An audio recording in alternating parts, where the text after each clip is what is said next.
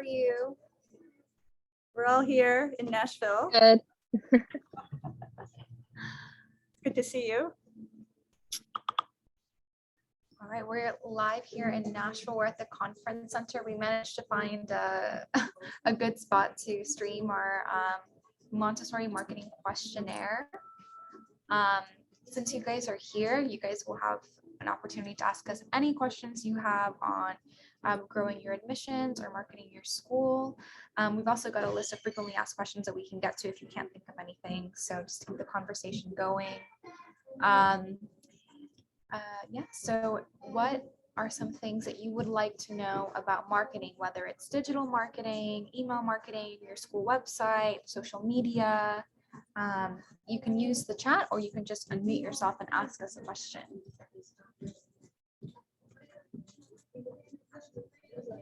I'm just so brand new. I just started with Montessori. I'm totally learning Montessori, and I've only been at my school for a month. And so I felt like joining would be a good way to start learning. So I don't really know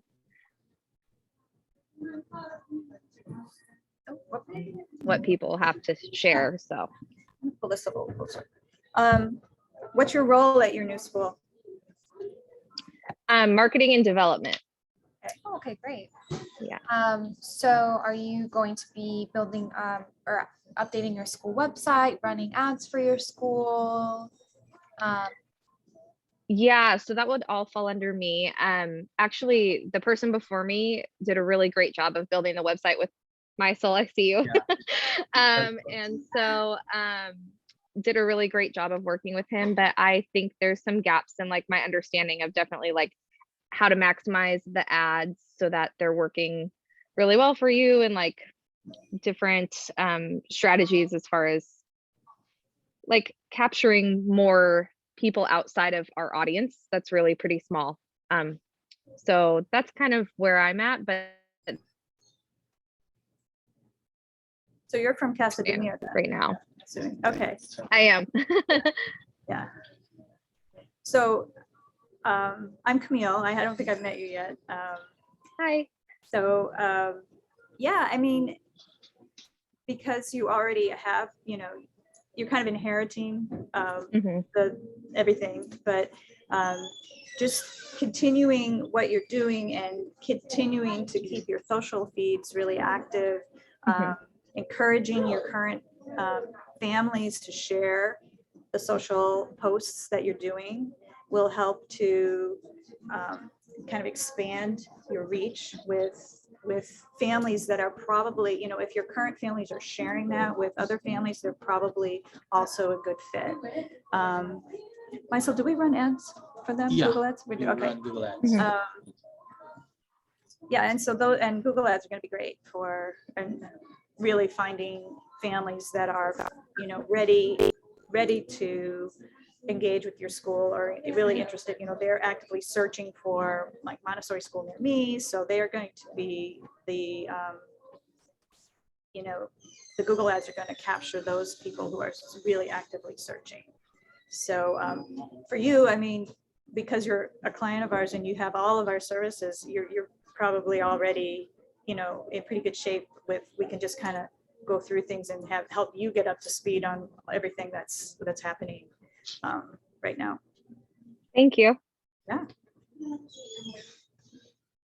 Any Montessori marketing questions? I guess something else I would want to add for Megan is have a way to get current families to write good reviews for Google. So whether you have like a referral system or you have some sort of way to check in with parents and ask them if they're happy and they want to write a review for your school, but having updated and recent reviews, parents always check those things. So it's great to have that as well. Yeah, that's a really good point. Yeah. Perfect. Thank you. Yeah, just to have a even like a process in place, if it's just a reminder once a week, once a month, whatever, to say, hey, reach out to a current parent and ask them. If you ask them, they'll do it, but it's probably not something that they might not think about doing. And it's always, I always say, the best insurance against, because inevitably there'll be a disgruntled parent that leaves a bad review.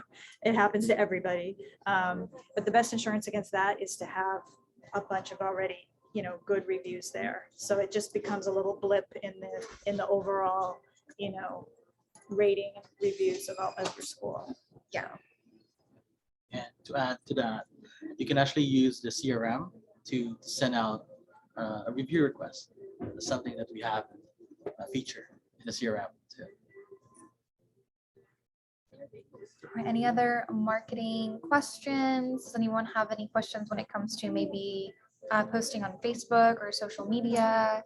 Are any of you guys familiar with using a CRM for your school? I'm gonna read some questions from our FAQ. Our number one question is about gating tuition. So just curious, do any of you guys gate your school tuition on your website, or do you post your rates directly on your website? So just gating means putting it behind a form. So someone has to complete a form before they actually, and then they receive it in their email inbox. So. For those of you who are gating your tuition and require a form, that's a really great thing to do because you're collecting important contact information for parents who visit your website. What this allows you to do is send them email nurture campaigns and follow up with them as well. Don't let them fall through the cracks, because what happens oftentimes when you do post your tuition directly on your website is that's one of the first places a parent is going to check.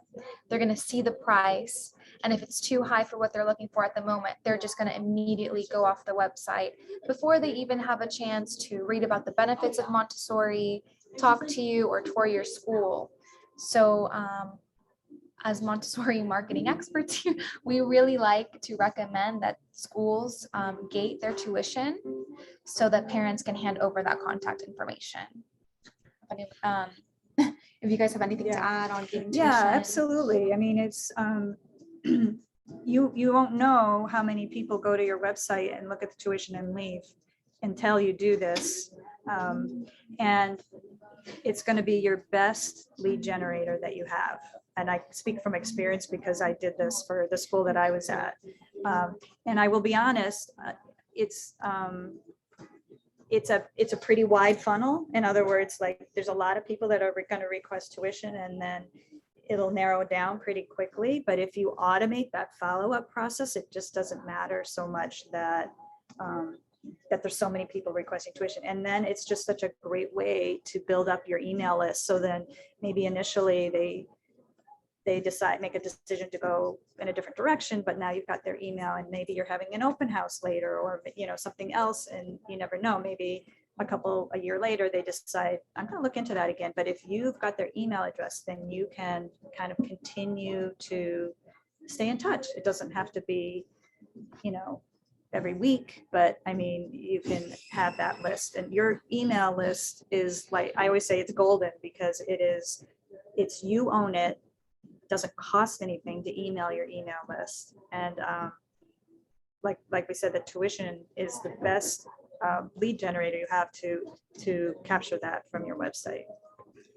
I have a question here on the chat. Yeah, comment here from Melissa. Our tuition is on our website, accessible to everybody, but I 100% agree with you, and we'll change it in the summer when I edit the website. And Alyssa, if you have any questions when it comes to gaining your tuition, if you want to know kind of how to do that, feel free to ask. What a lot of schools do is they'll put together a detailed breakdown of all the costs for each program.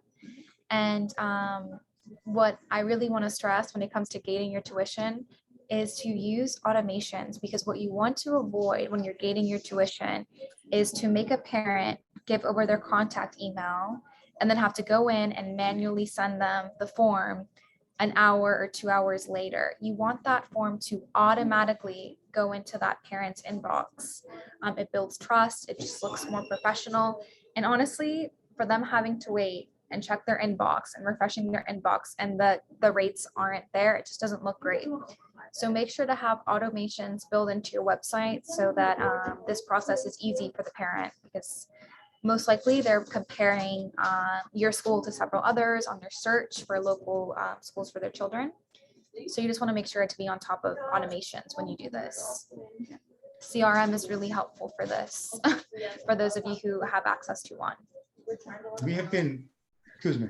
Hi, Wally. Hi, Wally. I just want to mention that we've been getting our tuition for a while, but I have to admit that we have not put a good process in place to leverage the next steps with the gathered email in CRM.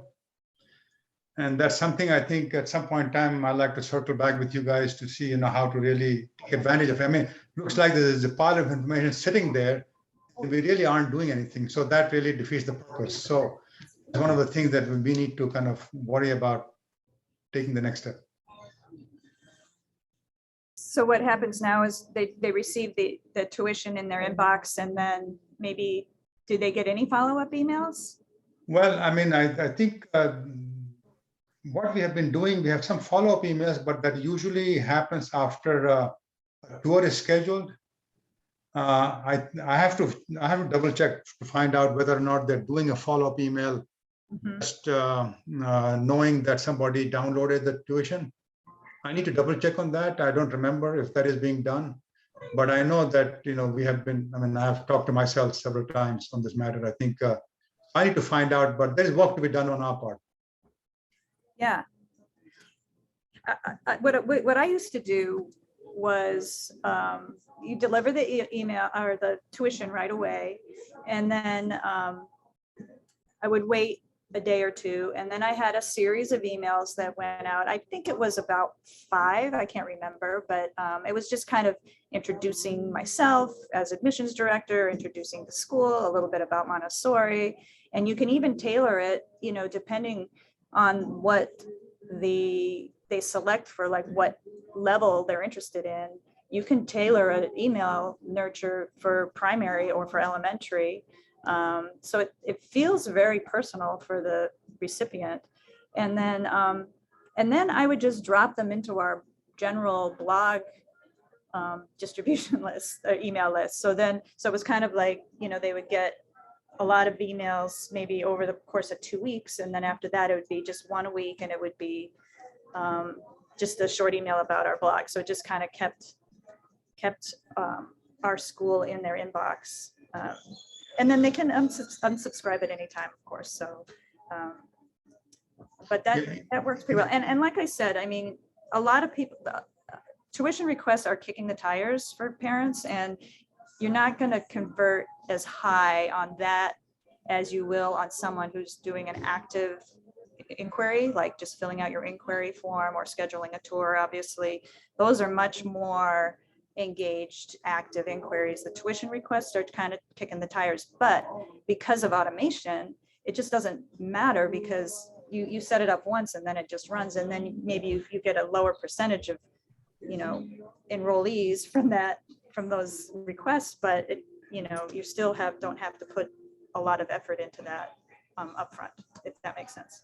The only thing we have struggled in the past is trying to find a balance between not being pushy or intrusive and it being a turnoff versus actually being a really nurturing. So the fine line there that I think we have to figure out, we should not cross.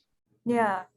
And we can help with that. I know I have some verbiage right in that first you deliver the tuition, and that's just a real simple, here's our tuition, thank you, and then maybe follow up the same day or the next day. And right in that first email, you can have, the last paragraph, it could just be, short email, and just say, hey, if you don't want to hear from me again, click this unsubscribe link and I won't bother you again. So that you're very, very upfront. And it's not just the little tiny unsubscribe link at the bottom, but you just really call it out in the email itself. So you're really giving them the option to opt out if they're really not interested.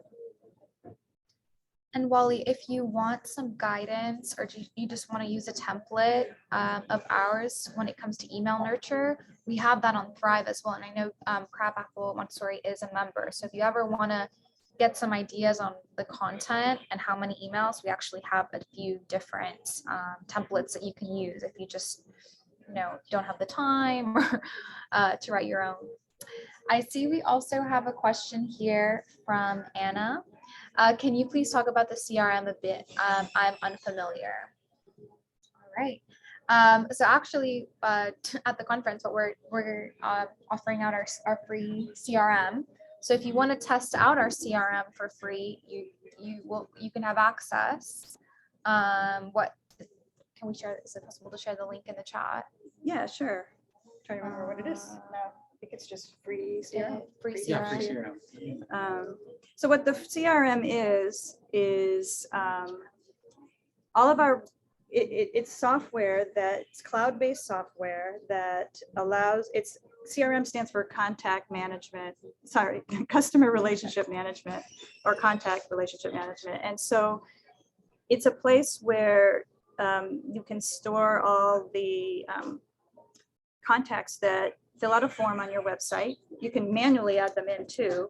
And it's like a database in a way where it has, their name and their contact information, so phone number, email, but a lot more than that. You have, you can tag different contacts depending on, any kind of nomenclature you want. Maybe it's, it could be current parent, it could be prospective parent, what level they're interested in, whether they're a donor or whatever. There's all different ways. And then that gives you different ways to sort the list. And then you can also automate. So it has ability to set up automation emails. So like it's easier to demo this, but anyway, you basically set up emails that act kind of like a mail merge. So like if they submit a form and they put in their name, I put in Camille Campbell in the form, and then when the email goes to them, it says, "Hey Camille, thanks for contacting us.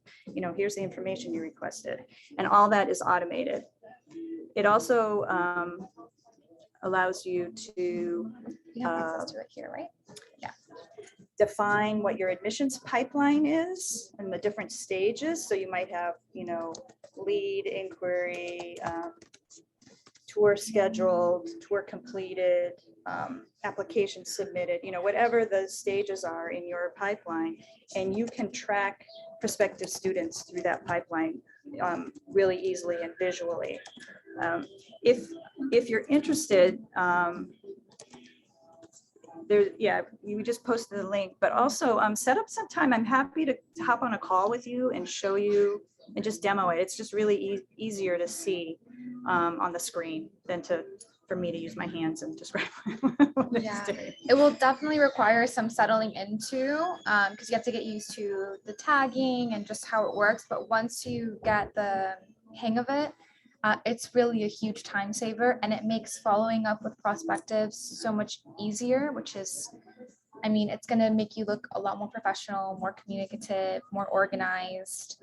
And it's important to check in with parents during that admissions process and kind of help guide them. So it's a great tool for that. Can you bring up the link for the free consultation? Just go to the homepage and then Yep.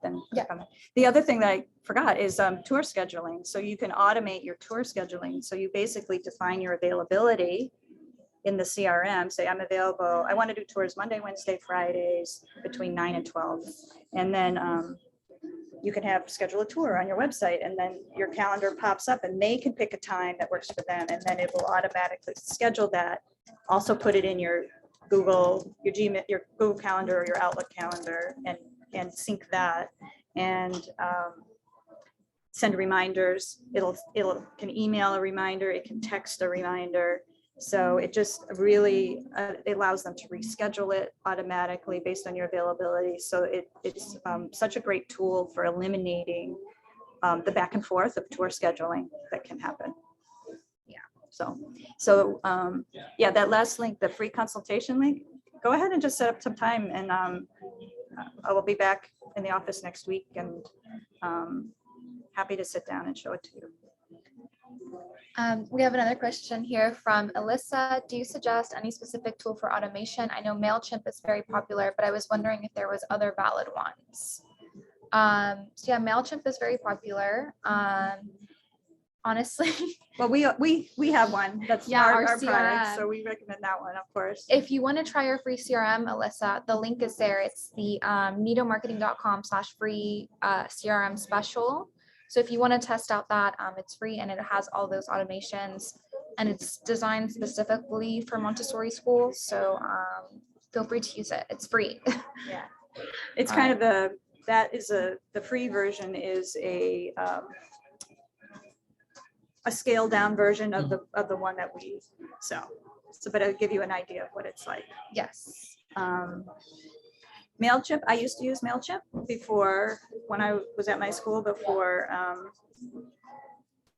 the Nido CRM was even available, and that worked well for the email nurtures and everything. I actually had to kind of there's a little bit of, it's probably better now. I haven't looked at it in a couple of years, but I had to do some tricks to have all the automation work and trigger based on the forms on the website and everything. Yeah. And now Constant Contact is another one. Some more sophisticated CRMs that are available are like HubSpot, Salesforce. There's a lot. Those are really pricier though, and probably more than you need. And like sometimes too much functionality can be overwhelming, and you don't, if you don't need it, you probably don't want to pay for it either. So Yeah, exactly.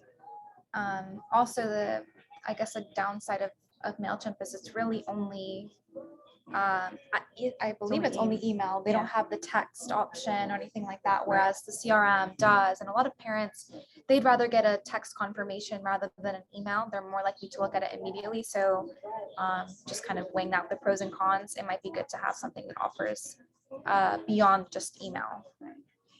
for example, in our CRM, when it's hooked to our website, you can choose a contact and see all the details. You can see what pages they visited on your website. You can see what forms they've submitted. And again, that pipeline, again, it's hard to describe visually, but you're not going to find that in Mailchimp. Any other questions on our CRM? And again, Alyssa, if you wanted to have a little bit of a walkthrough or some help when it comes to how to navigate the CRM, please book a free consultation because we recommend it just to get settled in and so you can really make the most out of using it because there's a lot of great features on there. All right. Any other questions? Any more questions in the chat? Nothing so far. If you think of any marketing questions, please just feel free to drop them in the chat. I'll go on our FAQs. I know from our Facebook group, we had a question about how you can approach marketing during June or July. If your schools are closed for the summer, what can you do during those months for digital marketing? And I think that's a great question because I think while that's a time when your school might be closed, depending on if you have a summer program or not, that's a great time to start strategizing for marketing for the year.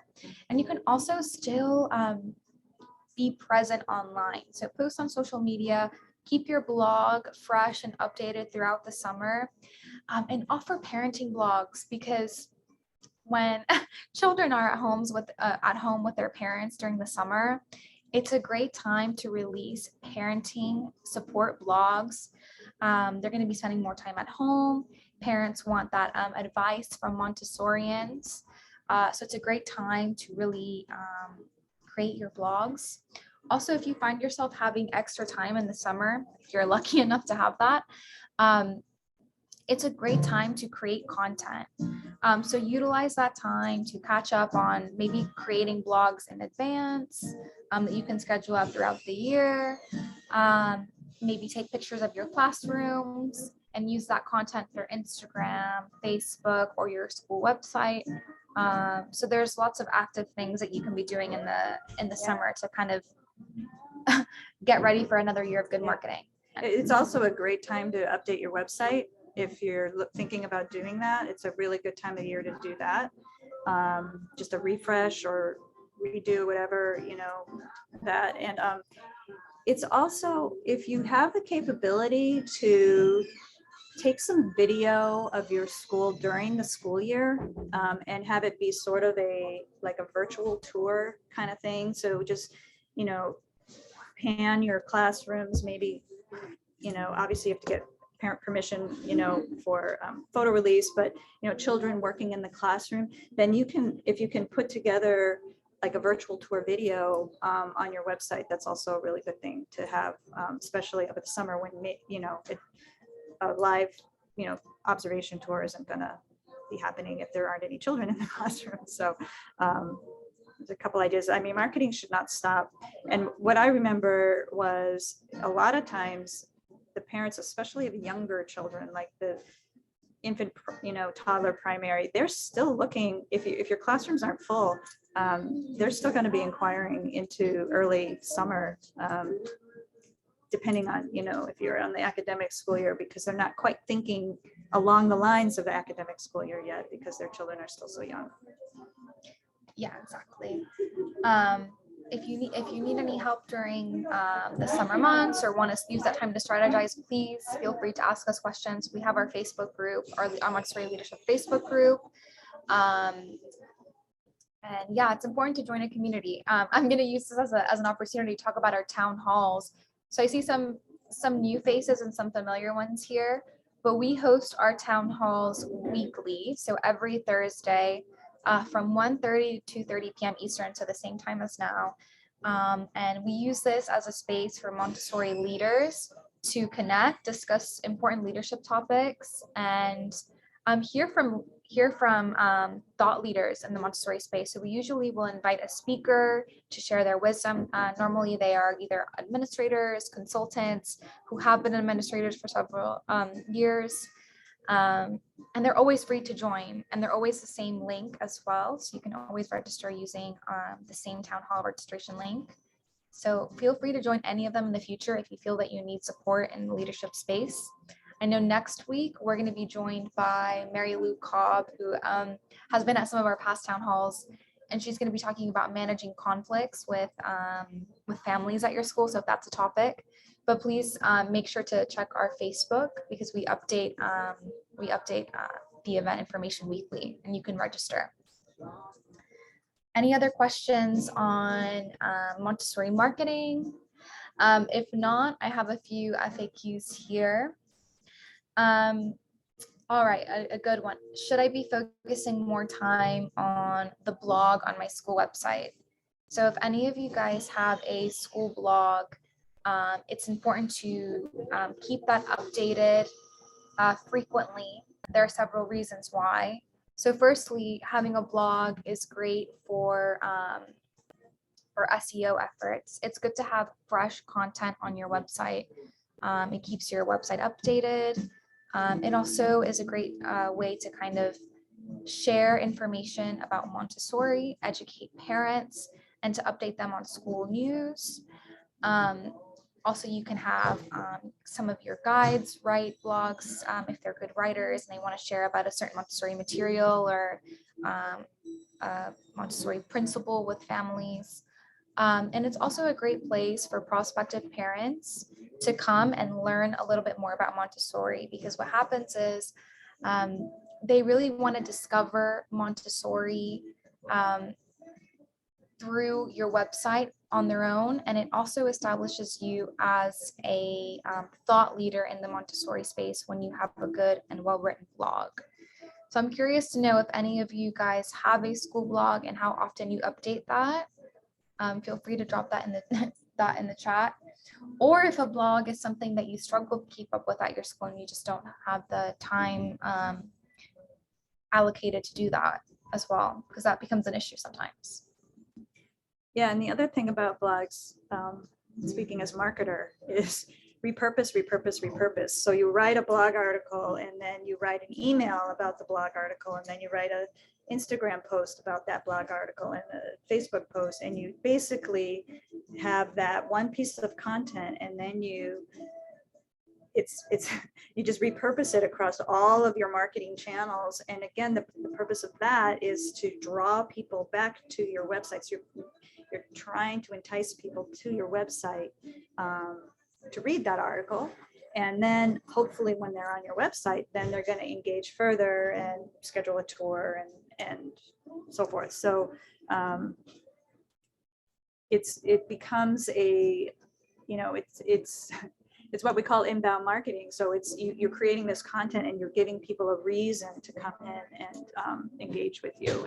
But you have to kind of, spread it across all of your marketing channels so that everybody, as much as possible, are aware of that great article that you just wrote. Yeah, and it's a great way to be seen by multiple parents because they'll be able to share the blog as well through their social media. So it's great to have that that content there.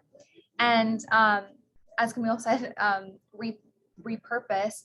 It's also okay to recycle blogs. So if you find yourself really overwhelmed and you're not able to consistently write new blogs, you can always go back into your archives, bring out a blog and kind of refresh it a little bit instead of writing one from scratch. Maybe you can update some of the pictures and you can publish it again. Also, parents aren't going to be with you for decades and decades. So you can also just bring up a blog that maybe you published a few years ago that's still relevant, and you can just kind of bring that to the surface for all of your new parents or prospective parents.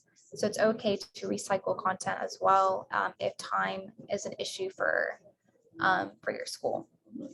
Any other questions on school blogs or content on your websites? You can unmute yourself or you can comment in the chat if anything pops in your mind later. Also, you can use automations to publish your blog. Yeah, things like that as well. If you want to schedule it so you don't have to make a mental note every Tuesday at this time I have to publish a blog. All right, let's go to another question here. This is a great one. How can I utilize marketing to help with retention? Because once you have the parents in, they've sent their child with you to their primary program, it all of a sudden becomes challenging to keep them for that kindergarten year, for instance. That third year always becomes difficult. You start to lose families. You can actually utilize digital marketing to keep those families on for those difficult years of retention. So you could start an email nurture campaign to remind parents the importance of the 3-year cycle, why it's important to have that kindergarten year. It's the year that really brings everything together from the primary classroom. You can also utilize your blogs to educate parents on the importance of the 3rd year, or why they should consider keeping their child in Montessori for elementary instead of going into a public school. So you can really utilize those different channels to educate parents on why they should be keeping their child in Montessori. Anything else on Yeah, retention and marketing? Yeah, just to expand on that, I think we even have one on in our Thrive collection, but about that topic. But it could be, say you write like 4 emails about the importance of staying for the 3rd year, and then you can, if you have a CRM, you don't have to use it, but it's, you can tag the parents there, like, okay, I want these parents to receive this series of emails in the fall, and then the next year you can tag a different set of parents, because obviously it's a different set of parents that have the children that are moving up to the 3rd year. So I guess my point just is that once you write this, you can reuse it. And then I guess obviously there might be parents that have more than one child, and so they might end up getting it twice, but you would probably know that and maybe just don't include them the second time around. But in any event, it becomes really helpful when this type of communication can be automated, so that you're not having to reinvent the wheel and think about it every single year. Yeah, it's great. Whenever you have your re-enrollment period, just have your CRM set up so that it can automatically send out an email campaign for retention of the 3rd year. So around that time, when you hand out the re-enrollment forms, you have that ready and parents can start reading information on it and get ready for whether they want to re-sign up for your school or not. We have a question here from Dawn in the chat. How long should the blog be? Anywhere we can get or buy ideas for pre-written blogs. Funny you should ask. Funny you should ask, Dawn. Exactly. We actually have a content plan. So if we have an amazing content writer with incredible Montessori experience. She has the ability to write some great blogs on parent education, Montessori philosophy, anything under the book pretty much. And she writes, what is it? I think it's one blog per week. One blog per schools. week. So if you really struggle with blog and content writing, but you want to keep your website updated, you can actually sign up for our content plan, and we have weekly blogs that can be published on your school website. If not, if you want to write your own blogs, I would say aim for maybe 5 minutes reading time. That's usually maybe 800 to 1,000 words per blog.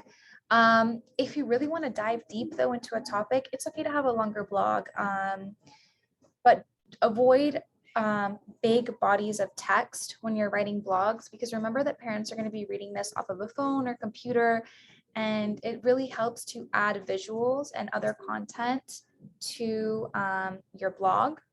So if you're going to write a longer blog, make sure to divide it with headings, with bullet points, and make that content a little bit more consumable and less intimidating to parents who are reading it. But I would say there's no, obviously avoid keeping a blog too short. You don't want it to be 2 paragraphs and done, but just enough to get your point across and to educate the parent on the topic, to give them some visuals as well. Does that answer your question, Dawn, hopefully? If not, please ask a follow-up question. We're happy to answer it. We have another question here from Alyssa. How can we increase engagement on social media? I wish our parents were more involved in the comments, likes, asking questions, etc. This is a community management question, so I like answering these types of questions.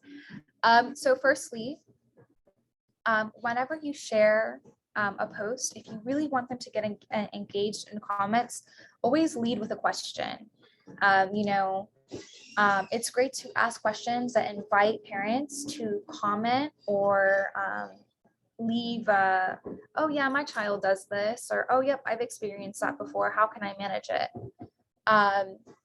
So a great way to kind of start conversations is to ask them a question in the caption of the photo. Engagement is always a little bit easier when you have a specific group or you have a purpose online. So if you want to have more engagement from parents, I recommend thinking or considering about starting a group. You could do it with the purpose of Montessori parenting questions for this Montessori school, whatever your Montessori school's name is. And that can act as a group for parents to ask questions, give each other advice. Of course, you really want to have well-written guidelines and somebody monitoring the group to make sure that it's kept appropriate and there is nothing negative displayed on there. But group building is really effective online. And then when it comes to Instagram, you just want to make sure to be posting good imagery. One of our past town halls, I kind of gave an example of what a good image post would look like versus what a not so good image post would look like.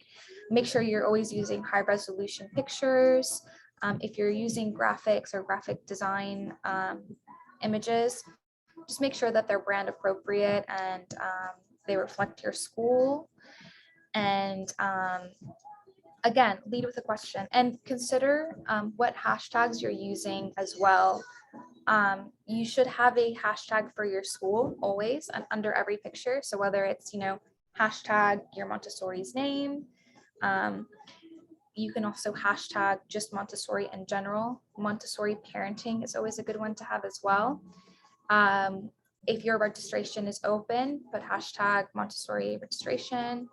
Just try to think about relevant things that are going on in the picture. If it's hashtag pink tower, if it's a picture of a pink tower, you can always do that. Make sure you think about just what you want to what you're trying to talk about in your pictures, and that'll kind of hopefully get people more engaged and help you find people who are interested in that picture. And I will just add, parents always love seeing pictures of their own kids. So if you don't have a, have a photo release, you should, so that you know what kids are eligible for posting on social media. And try to find time or have somebody, go into your classrooms and take pictures or short video of the kids working in the classroom. And those, what I have found is those posts are the ones that really get the engagement because it's personal, and the parents love seeing their own children. So another great thing to do on social media is to post short videos. Videos usually get more engagement than pictures. I think people just, because there's a voice, usually they feel more motivated to comment or to say thank you for this video. Some great, they don't have to be long and well-produced videos. It could be simply a teacher or a guide saying, this is why we use, why we use practical life materials in our classroom. This is a great activity that you can do with your child at home. It takes 5 minutes to set up. You show them in the video. That type of content is more likely to elicit a response, a comment, or even a share. You can utilize Reels for this on Instagram. You could use TikTok if you're brave enough to venture into to the new generation of social media platforms. And you can also just record and post it on Facebook. That content it's normally more exciting for parents to comment on. So that's a great thing to utilize as well. yeah, one other comment though too is if a parent comments, then respond to that. You just, you have to be, it's social on social media. So just keep an eye on your social channels too. And, don't let comments just kind of hang out there without a response. Yes, at the very bare minimum, like a comment, but it's always best to respond. It also motivates them to come back and comment again. I think it's kind of just the way that psychology works. If they're feeling like, oh, my comment got noticed, they're more likely to comment on a future picture. I'm also going to take this as an opportunity to say how often you should be posting on social media, because I know that's a frequently asked question as well. And I'm always on social media looking at how often some schools post. Some of them post daily, and if you have the capacity to do that, go for it. But you certainly don't have to be posting daily. I think once a week minimum is great. I think just one effective post. You can show a picture of your classroom or a working material. Maybe you're having a spring event, or you're doing an activity at a certain time of year that you want to share. Once a week is great for Instagram and Facebook, or just post anytime you have a school blog or a news update at your school. Like Camille said, repurposing that content. Every time you share a blog, you should also make a post about it on your Facebook, on your Twitter, on your Instagram. So it's great to post that on social media as well. All right. Any other questions or comments on social media or anything else when it comes to Montessori marketing? If not, I'll read one of our other questions here. All right, this is a good one for website design. What are things I should avoid when it comes to designing my school website? Or if you're trying to redo your school website, or you want advice on your school website, what are the first things that come to mind? Number one, nowadays, well, I don't know if this is number one, but this is a big one. Make sure your school website is easy to navigate on a phone, tablet, and laptop. Yeah. A lot of parents are looking on their phone, on their smartphone at your website rather than a computer. So if your website just doesn't look good on a phone and the parent has to move their finger all around and try to drag to click on your navigation bar, that's definitely something that you want to avoid when it comes to website design. Yeah. Yep. There's a, sorry. No. You want to be really, really, really, really clear about what ages you serve on your website, and have that be just really up, like right at the top of your website. So, you know, a Montessori school for children ages 3 through 12 or whatever, because that's going to be the first question that parents have when they come to your website. They're going to want to know if you're even an option. And if they have to dig around to find the answer to that, they're going to get frustrated and leave. So you just want to be super clear about that. The next thing you want to be super clear about is what action you want them to take if they want to get in touch with you. You know, we call it a call to action or a button or something, and don't have too many calls to action on your homepage. Don't have, you know, schedule a tour, learn more, inquire here, whatever, because it's going to be like, what am I really supposed to do? You just really want to kind of hone in on that one action that you really want them to take. And yes, maybe those other actions are available elsewhere on your site, but really make that one really like the clear, obvious call to action that you want them to take. The other thing that you don't want to have on your website, I call the walls of text. And you kind of mentioned this before with the blogs. It applies to any web page. You want to break them up, have photos, graphics, paragraphs with titles, call it out, because people don't sit and read, you know, paragraph after paragraph on a website.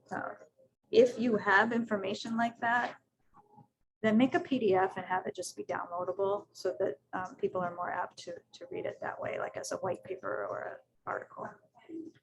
Yeah, and make it easy to schedule a tour on your website automatically as well. So we talked about automations a little bit earlier, but make it easy to schedule a tour, have it on your homepage very clearly and obviously, and also include it on your other pages as well. So if a parent is reading on, opened a page on your primary program, give them the breakdown of what your primary program offers, and then, oh, schedule a tour with us, and do the same thing for your elementary program and all your other programs.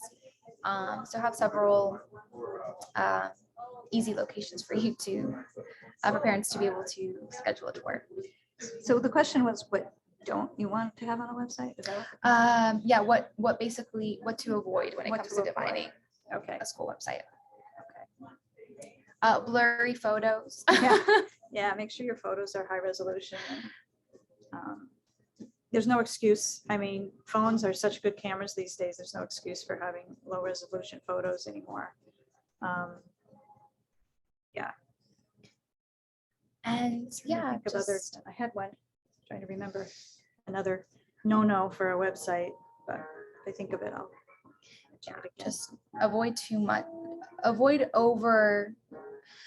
Also, just be mindful that what really sells Montessori is ultimately what's really going to convert the parent is coming in to the school to see the school and to hear from you, or the tour guide, whoever is giving the tour at your school. If you give them too much information, they might not really know what to do with it. You know, they may not have seen a Montessori classroom in real life yet.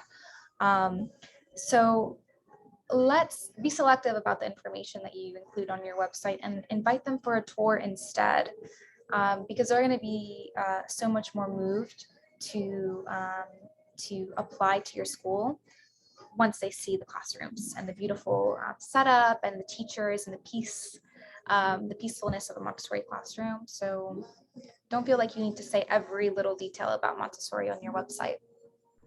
Yeah, and we talked about this earlier too. Don't put your tuition on your website.